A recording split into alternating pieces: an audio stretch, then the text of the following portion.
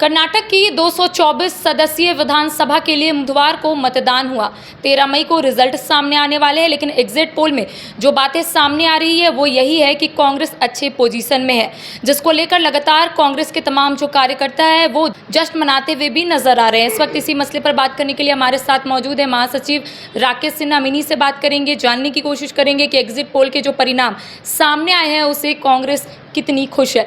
ये बताइएगा कि एग्जिट पोल के जो परिणाम सामने आए हैं उससे कांग्रेस के तमाम जो कार्यकर्ता है वो कितने खुश हैं। स्वाभाविक तौर पे एग्जिट पोल जो सामने आए हैं तो ये हम कह सकते हैं कि अगर एग्जिट पोल का रिजल्ट अगर आता है तो ये कर्नाटक की जनता की जीत होगी, लोकतंत्र की जीत होगी, देश के संविधान की जीत होगी और देश के प्रधानमंत्री की हार होगी।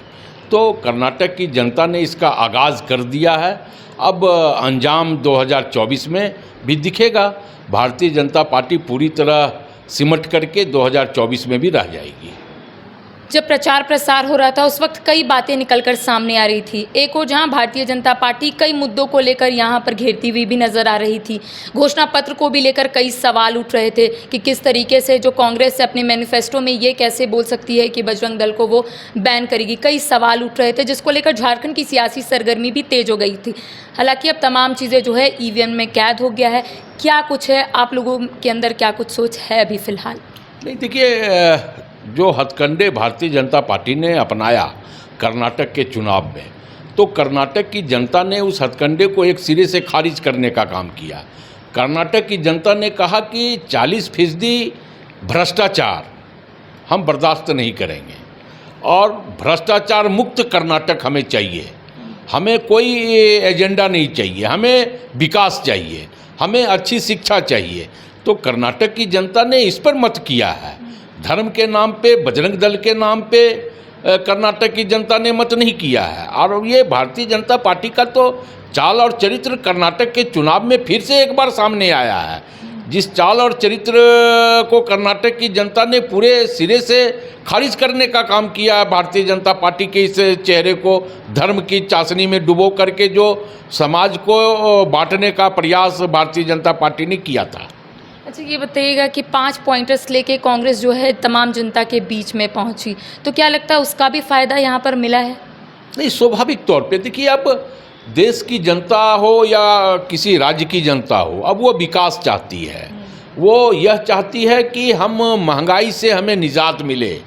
वो चाहती है कि जब हम पेट्रोल पंप में पेट्रोल भराने जाएं तो हमें 50 रुपये 60 रुपये का पेट्रोल मिले। माँ यह चाहती है कि हम अपने बच्चे को भरपेट भोजन करा सकें, उनको दूध पिला सकें। लेकिन भारतीय जनता पार्टी बहुत हुई महंगाई की मार का नारा दे करके तो आई थी, लेकिन आज देखिए कि क्या परिस्थिति है। देश की अर्थव्यवस्था पूरी तरह चौपट हो गया है।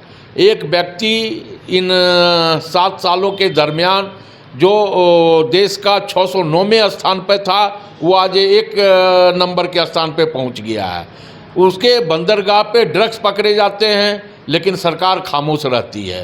कई एयरपोर्ट बिना नियमावली को दरकिनार करके एक व्यक्ति अडानी जी को दे दिया जाता है। तो देश की जनता इन तमाम चीज़ों को समझ रही है कि भ्रष्टाचार कहाँ हो रहा है। खड़गे जी की बात करेंगे या फिर राहुल गांधी की बात करेंगे, इन लोगों ने जिस तरीके से वहाँ पर अपनी बातों को जनता के बीच में रखी, इसको लेकर भी भारतीय जनता पार्टी कई सवाल भी खड़े की।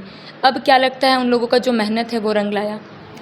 देखिए, स्वाभाविक तौर पे जो खड़गे जी का हो, आदरणीय सोनिया जी का हो, आदरणीय राहुल जी का हो, आदरणीय प्रियंका जी का हो, जो कर्नाटक में एक उन्होंने निर्देश दिया, दिशा दिया और कर्नाटक प्रदेश कांग्रेस कमेटी के तमाम वरीय नेता, चाहे वो हमारे कर्नाटक के प्रदेश अध्यक्ष हों या पूर्व मुख्यमंत्री हों, तो या कई सारे सीनियर विधायक हों, तमाम लोगों ने उसको अमली जामा पहनाने का काम किया है, जनता से रूबरू कनेक्ट होने का काम किया है। तो स्वाभाविक तौर पे उसका लाभ एग्जिट पोल में हमें देखने को मिल रहा है। तो जाहिर सी बात है कि कर्नाटक चुनाव में जो एग्जिट पोल के परिणाम सामने आए हैं उसमें यही दिख रहा है कि फ़िलहाल कांग्रेस जो है वो प्रथम स्थान पर है, दूसरे स्थान पर भारतीय जनता पार्टी है। लेकिन इसको भी लेकर अभी भी कई सवाल उठ रहे हैं। 13 मई का इंतज़ार सभी लोगों को है। अब देखने वाली बात होगी कि आखिर कांग्रेस को कितनी सीट यहाँ मिलती है। फ़िलहाल मुझे दे इजाज़त, नमस्कार।